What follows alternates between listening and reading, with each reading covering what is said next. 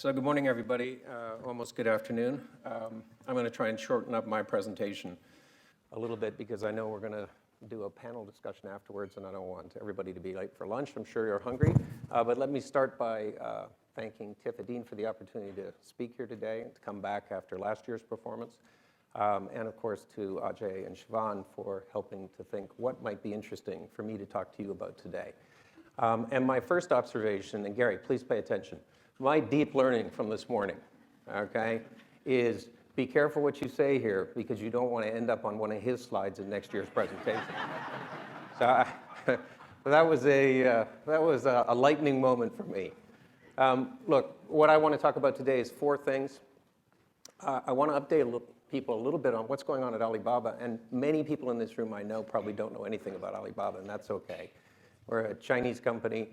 Yes, we're very big. Some people think we look like Amazon. We're not the Amazon of anything, I can assure you. But I want to spend a minute on that. I want to talk a little bit about how we're applying AI in our business today. This might surprise Gary and others in the room, but we actually apply it across all 40 of our businesses. And we have to because we can't fulfill our mission to our merchants and our consumers if we don't do it. The third thing I want to talk about is how are we applying AI outside our business. So these would be a couple of examples that we're focused on for social good. They don't make any money, it's not in our business model, but it's something that we can do to help other people in using that. And finally, we announced a couple weeks ago that we had rolled out a new chip. Most people don't associate Alibaba with hardware or chip creation, but this chip is kind of interesting, and we want to spend a few minutes talking about that. So those are the topics. I'll try and be brief. Let's start with Alibaba. And the first thing you see here is a picture of Jack Ma. He's the one standing like this. This is a very familiar pose for Jack. He looks the same today as he did back then. But he's talking to the 18 founders of Alibaba in what was then his apartment, where the business got started in 1999. I want to remind people that in 1999, while the internet existed in the Western world, it did not exist in China. And so Jack started by thinking, I'm going to create a business that gets small businesses to work and trade with each other. And it was only during that period, during this period that you see in this picture, that he took a trip to the west coast of the US and he discovered the internet. And it occurred to him that if they could bring the internet to China, he would be able to use the internet to connect small businesses in China to other small businesses around the world. That is the genesis, that is the foundation, that was the moment of realization that is what he wanted Alibaba to become. I want to show you a 2-minute video, because videos are more interesting than listening to me. It gives you the whole history in 20 years, and that'll bring us up to date.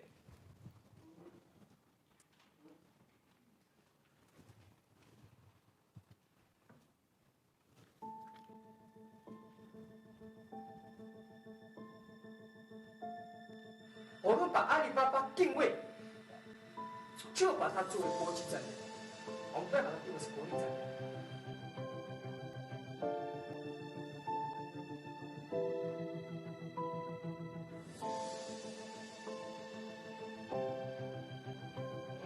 我们的使命是什么？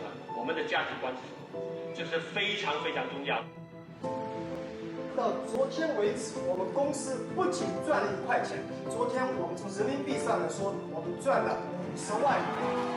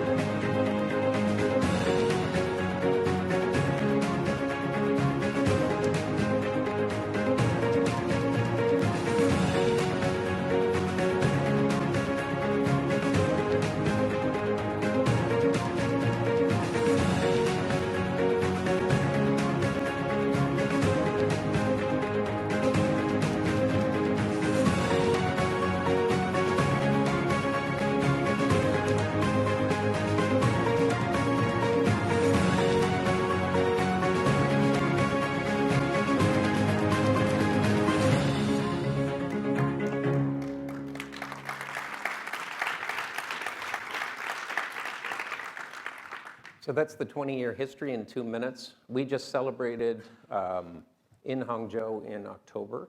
We had 65,000 employees show up at the Hangzhou Olympic Arena. We had a 5-hour celebration. And it was really to announce 2 very important things. First of all, that Jack was stepping down as the executive chairman and the founder, which for many of us was a very sad moment, especially since I've known Jack since 1999. But that Daniel Zhang was taking over as the new CEO, the new chairman and CEO. And most importantly, that the mission of our company has not changed, which is to make it easy to do business. And when you think about the scale and the complexity that we operate this business on, doing this business easily for merchants and consumer is not an easy thing. So I want to show you a few statistics about what we look like today. It's a massive platform, about $850 billion of sales last year. We're basically serving a consumer base of 755 million people in China. And that number will be close to 1 billion over the next couple of years. That doesn't include 150 million people that sit outside of China. We have 12 million merchants on the platform. We have more than 2 billion goods on the platform. Physical, digital, food, everything that you can buy legally, you can buy on this platform. We have a goal to import hundreds of billions of products into China to serve that consumer in the future. And we have about 110,000 employees. But believe me, many of the things we do today, if we were doing them without AI and without technology, we would require millions of employees. We're a marketplace, and this is a very fundamental difference with Amazon, which is we connect buyers and sellers, merchants and consumers. We don't buy anything. So we have a vested interest in thinking about our customer as both the merchant and the consumer, not just the consumer. We have an ecosystem which is very complex. It involves about 40 businesses. I'm going to be very brief on this, but the core commerce business on the upper left-hand corner, those are all the things that you might associate with Amazon or eBay, and services that you might take advantage of. More confusing is what's in the lower left box, which is new retail. New retail is very straightforward. It is the connection between online and offline and the complete digitization of the retail value chain. The consumer value proposition is obvious because we make it easy for consumers to buy things online, offline, anytime, anywhere. And for the merchant, by digitizing the retail value chain, everything from manufacturing to supply chain to logistics and warehouses and delivery of products is improved in terms of operating efficiency and cost savings. So they like it too. And why do we like it? Our value proposition is that we serve our merchants and consumers better, but we also collect reams of data. And that data is very helpful in continuous engagement and making sure that we can provide the services that they want. Things on the right-hand side, the local services, these are things like movie tickets and food delivery and a map, which is like Google Maps, a little better, I think, and other types of things that we do that make a consumer's life easier on a day-to-day basis and allow them to function offline as easily as they can function online. And finally, digital media and entertainment completes the cycle and the positioning of products and services that we want to provide so that we become a lifestyle super app as opposed to a place you go to shop. That would explain why consumers on our platform typically spend about 25 minutes a day on the platform, not buying things, just living on the platform. What you see on the bottom is also very important, which are the supporting services and payments in logistics, in advertising, and particularly in our cloud services. And the entire ecosystem, which is serving these consumers and merchants, is generating enormous amounts of data, which is incredibly valuable. So this translates into an annual event, which is coming up in 10 days, called the 11/11 Global Shopping Festival. Last year, we sold $31 billion of products in a single day. Every aspect of what we do on 11/11 is basically driven by AI, because it is not possible for humans to engineer a sale of that magnitude and the coordination of merchants and consumers without it. And I'll touch on this a little bit more in a few minutes. But what we're most proud of is that this is also a test of how robust our systems and technology capabilities are. because we'll process payments at 300,000 payments a second. So our cloud infrastructure, our payments infrastructure, we will deliver more than 1 billion packages as we did last year. 10 days from now, we'll find out what the results are for this year, but we're excited and we have some new ideas. So knowing all this, and if you step back and you say, well, what have we got here? We have a massively complex ecosystem of businesses that's generating huge amounts of data that is integrated so that we can serve our merchants and consumers.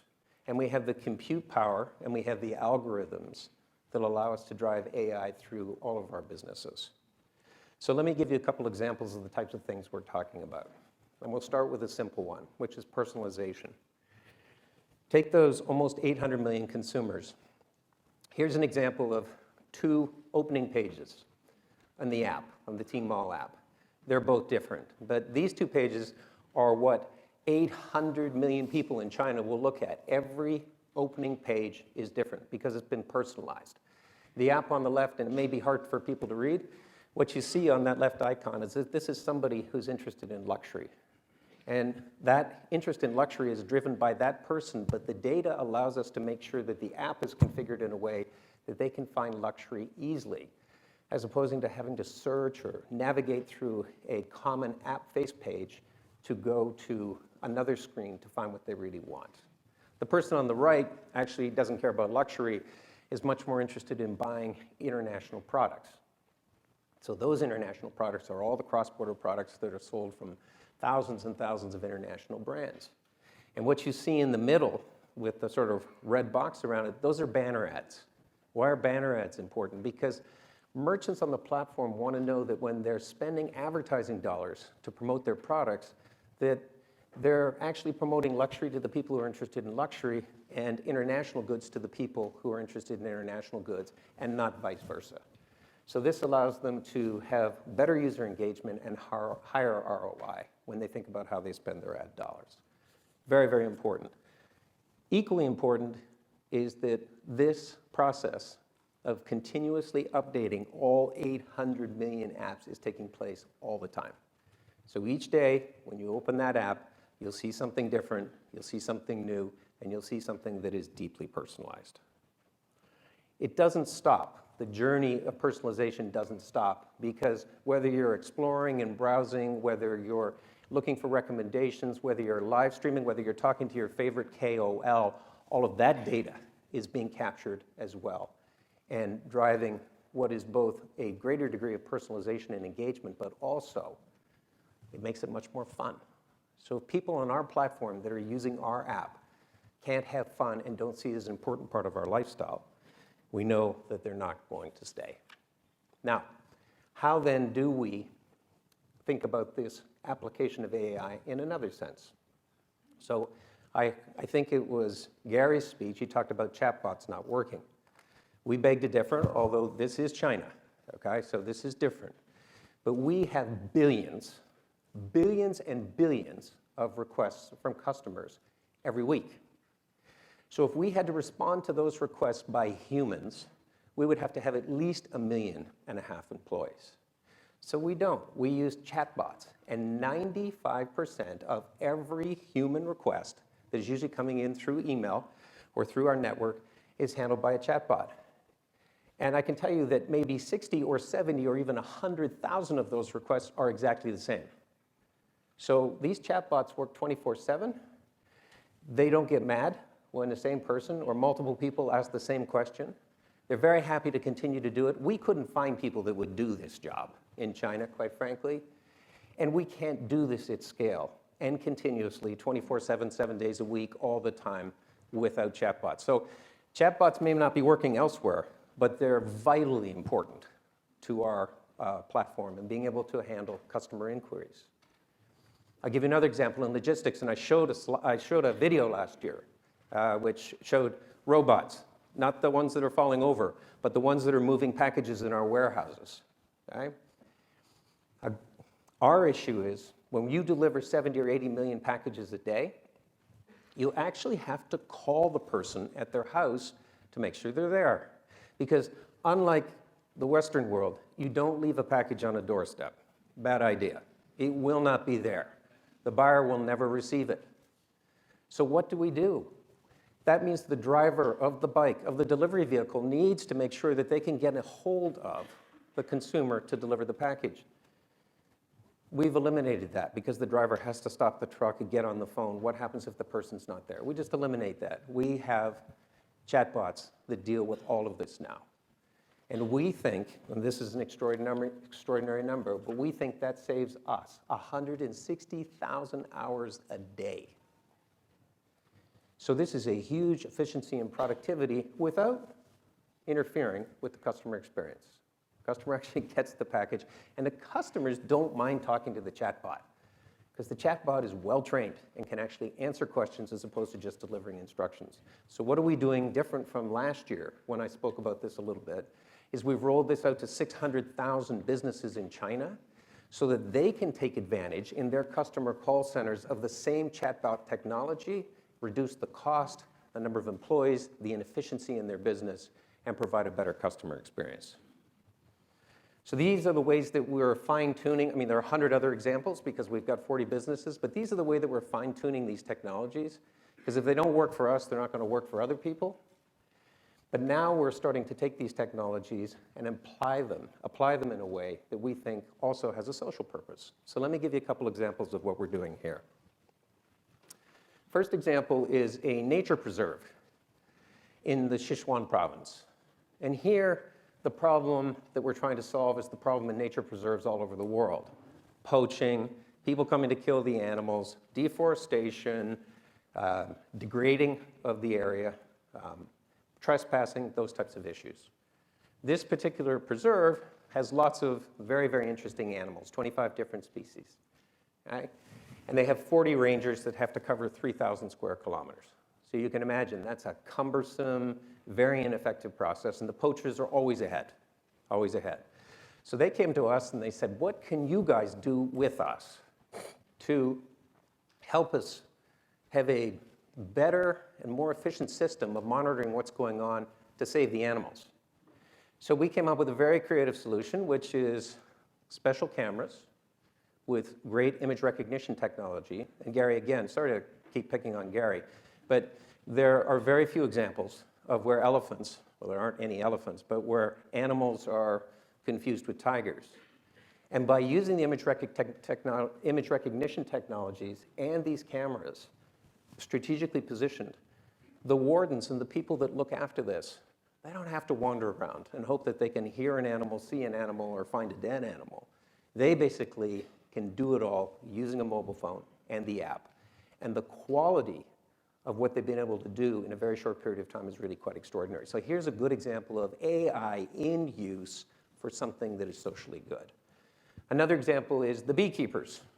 So in China, there are 300,000 individuals who are basically looking after bees. And yes, the bees produce honey, but it's a very manual, difficult process.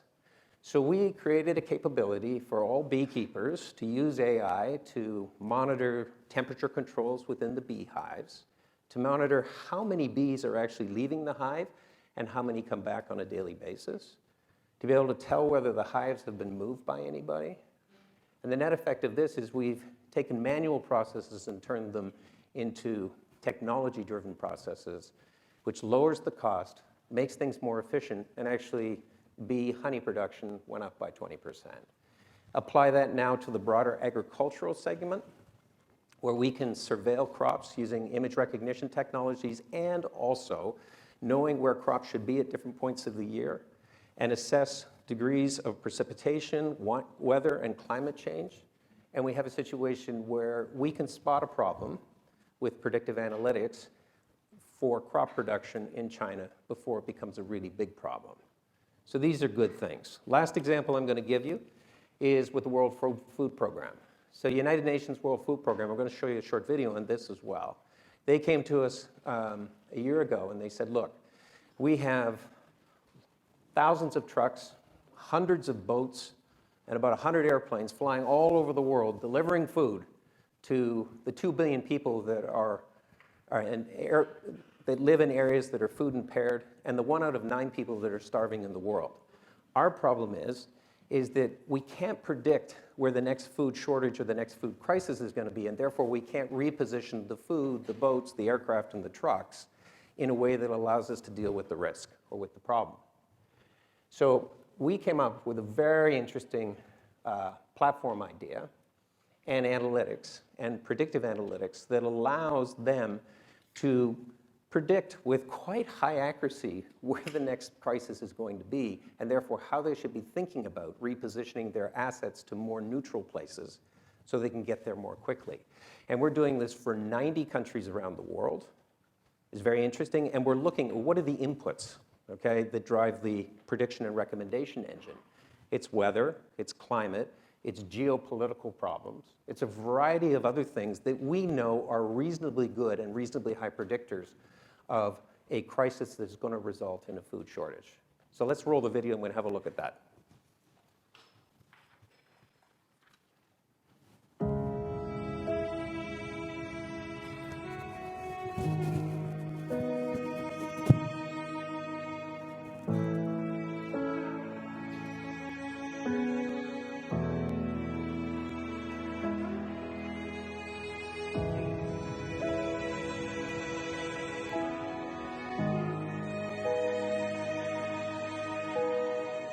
如何将救济粮更快速、更精准送达？这是世界粮食计划署最大的挑战，每一秒都生死攸关。2019年，阿里云联合世界粮食计划署共同开发了世界饥饿地图。世界饥饿地图利用阿里云的大数据、云计算和图像识别技术，帮助世界粮食计划署进行需要救援的难民人数统计，分析团队监控不同地区的粮食安全状况，实时监测和预测世界粮食计划署工作的国家的饥饿程度。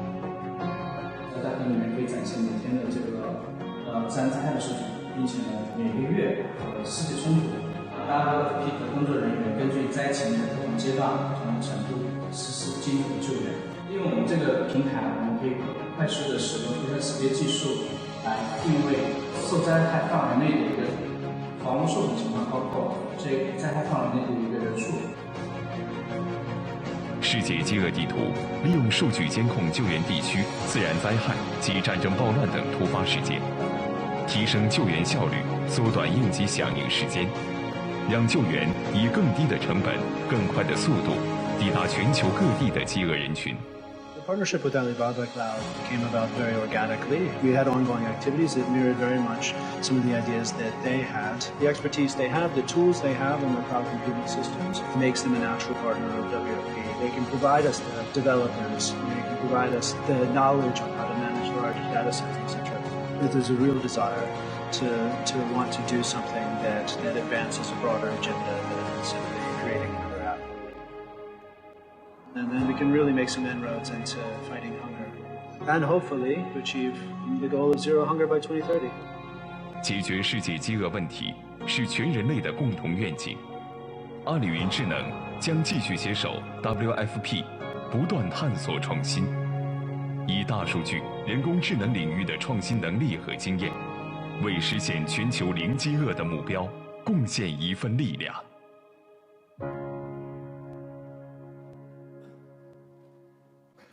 So look, AI, when you listen to so much of the narrative around the technology and what it can do, I think we're in danger of thinking too much from a Western perspective.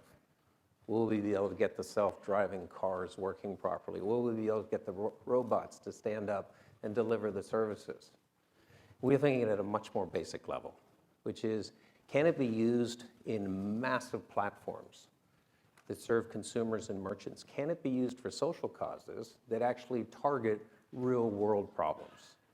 Because the real-world problem of feeding people is more important than whether you drive the car or someone else drives the car. That's a Western luxury. That's not a global luxury.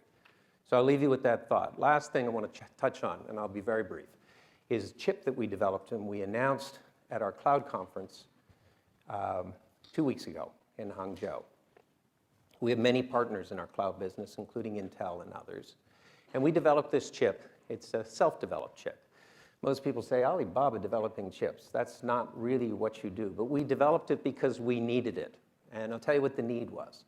Every day on our platform, every single day, more than 1 billion product images are uploaded onto the platform. And when they're uploaded on the platform, these are merchants that are uploading, small businesses and merchants that upload the products.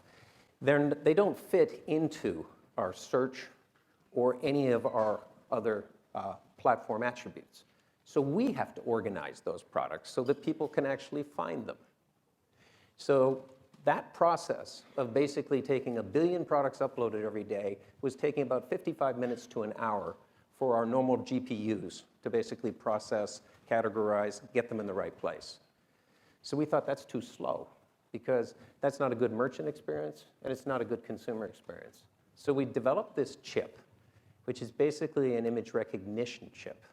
And that chip is capable of doing what used to take 55 to 60 minutes in 5 minutes. And it does it using less compute power than the GPUs that we were using before. So when we think about the scale we're at today, we want to be 10 times bigger in 10 years. So if we want to be 10 times bigger, we need to make the investments in compute power, in chip capability, in platform architecture and technology that will allow us to scale for the benefits of the merchants and the consumers. So we've covered a lot today. I'm probably over time. Sorry about that. Thank you for your attention.